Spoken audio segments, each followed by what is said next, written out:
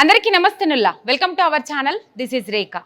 Right, Kaleshwaram project కానీ విద్యుత్ గురించి కానీ కాంగ్రెస్ నాయకులు అసెంబ్లీ ఎన్నికల ముందుగాల కావచ్చు, అసెంబ్లీ ఎన్నికల తర్వాత కావచ్చు, అధికారంలోకి వచ్చిన తర్వాత కావచ్చు, ఏడ్చిన అంశాలు ఏంటంటే మెయిన్ కేసీఆర్ ప్రభుత్వాన్ని దెబ్బతీసే అంశాలు రెండుగా చెప్పుకోవచ్చు.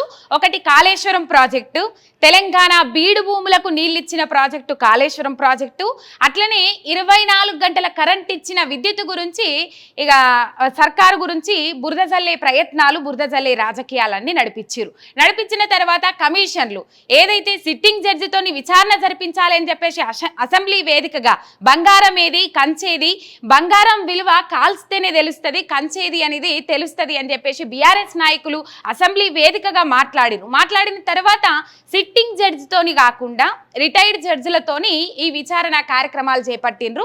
దీంట్లో కాళేశ్వరం ముచ్చట జర పక్కకు పెడితే ఆ విచారణ కొనసాగుతానే ఉంది. మధ్యలో ఆగిపోయిన విచారణ ఏంటంటే విద్యుత్కు సంబంధించిన విచారణ. అది ఎందుకు ఆగిపోయింది, ఏం కథ మనందరికీ తెలుసు. మళ్ళొకసారి గుర్తు చేసుకుందాం మనం. ఆ విద్యుత్ విచారణకు సంబంధించి జస్టిస్ నరసింహారెడ్డిని చైర్మన్గా నియమించింది తెలంగాణలో కాంగ్రెస్ ప్రభుత్వం. ఇదివరకు కూడా ఆయన కొన్నిటికి చైర్మన్గా వ్యవహరించిన కమిటీలు కానీ కమిషన్లు కానీ ఎట్లా తీర్పునిచ్చినాయి, ఏ విధంగా వ్యవహరించినాయో అందరికి ఎరుకున్న ముచ్చట్ని. రైట్, ఈ అంశాన్ని విద్యుత్ అంశాన్ని తీసుకున్నట్లయితే ఛత్తీస్గఢ్ నుంచి ఎక్కువ పైసలకు ఎక్కువ రూపాయలకు కొనుగోలు చేసిండు కేసీఆర్ ప్రభుత్వం ఎక్కువ రూపాయలు పెట్టి కొనుగోలు చేసింది, విద్యుత్ కొనుగోలులో నష్టం జరిగింది, అవినీతి జరిగింది అని చెప్పేసి విచారణ కమిషన్ వేయాలని చెప్పేసి ఒక కమిషన్ను నియమించారు. ఆ కమిషన్కు చైర్మన్గా జస్టిస్ నరసింహారెడ్డిని నియమించిన తర్వాత ఏమైంది, ఇప్పుడు బీజేపీ నాయకులు స్పందించినంతగా కూడా బీఆర్ఎస్ నాయకులు ఆరోపణలు ఎదుర్కొంటున్న బీఆర్ఎస్ నాయకులు కూడా స్పందించలే. దాని ముచ్చట బయటకు వచ్చిన తర్వాత కాంగ్రెస్ బీజేపీ కుమ్మక్కయ్యిండ్రు, కావాలనే ఇట్లాంటి కార్యక్రమాలకు తెరలేపుతారనే ముచ్చట్లు కూడా బయటకు వచ్చినాయి. ఇక్కడ మనం మాట్లాడుకోవాల్సిన అంశం ఏంటంటే ఏదైనా తీర్పు ఇయ్యాలనంటే విచారణ మొత్తం చేపట్టాలి. విచారణ అంతా అయిపోయిన తర్వాత ఏదన్నా తీర్పు ఇవ్వాలి.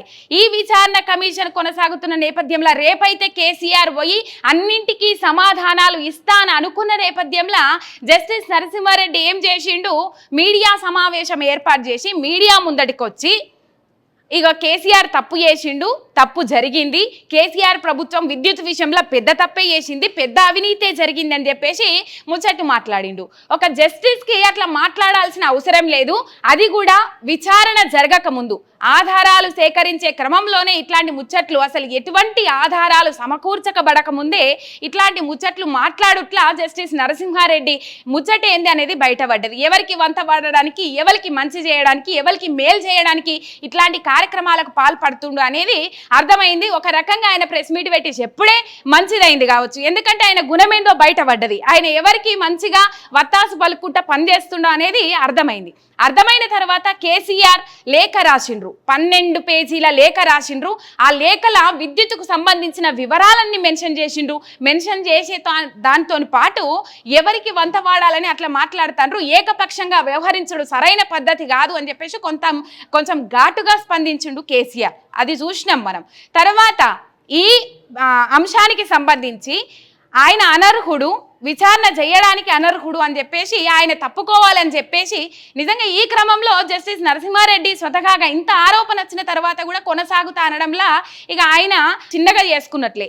స్వతహాగా తప్పుకున్నా పెద్ద పోయేదేం లేకుండే మొత్తం మీద ఏం చేసిండ్రంటే హైకోర్టులో పిటిషన్ దాఖలు చేసిండ్రు కేసీఆర్. 12 పేజీల లేఖ రాసిన తర్వాత ఇది ఏకపక్షంగా వ్యవహరిస్తూ ఉన్నాడని చెప్పేసి హైకోర్టులో పిటిషన్ దాఖలు చేసిండ్రు. విద్యుత్కు సంబంధించి గవర్నమెంట్ కొన్నప్పుడు అవినీతి పొరలడానికి ఎక్కడ అవకాశాలు లేవని చెప్పినప్పటికి కూడా మొత్తం మీద అట్లనే కొనసాగిన తర్వాత హైకోర్టులో పిటిషన్ వేసిండ్రు కేసీఆర్ పిటిషన్ వేసిన దాన్ని అది ఏర్పాటు చేయాలని అన్నారు, రిజిస్టర్ చేయాలని అన్నారు. తర్వాత విచారణ చేసిన తర్వాత ఏకపక్షంగా వ్యవహరించిండ్రు జస్టిస్ నరసింహారెడ్డి అనే దాని మీద ఎటువంటి ఆధారాలు లేవని చెప్పేసి కేసీఆర్ వేసిన పిటిషన్ కొట్టేసింది హైకోర్టు. దాన్ని ముంగడి కొనసాగించాలి అని చెప్పేసి హైకోర్టు పిటిషన్ కొట్టేసుడు జరిగింది.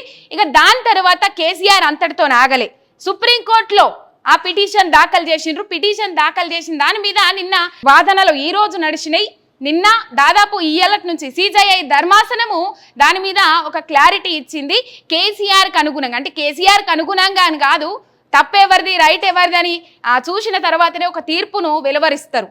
ధర్మాసనం అనేది దాని బాధ్యత కాబట్టి ఆ తీర్పును వెలువరించిండ్రు. ఏంటంటే కంపల్సరీ జస్టిస్ నరసింహారెడ్డి చైర్మన్ ను మార్చాలి, ఆ విచారణ కమిషన్ కు చైర్మన్ గా ఎవరైతే కొనసాగుతున్నారో జస్టిస్ నరసింహారెడ్డిని మార్చాలి అని చెప్పేసి ఇక్కడ కాంగ్రెస్ ప్రభుత్వానికి ఆదేశాలు జారీ చేసింది సుప్రీంకోర్టు ధర్మాసనం.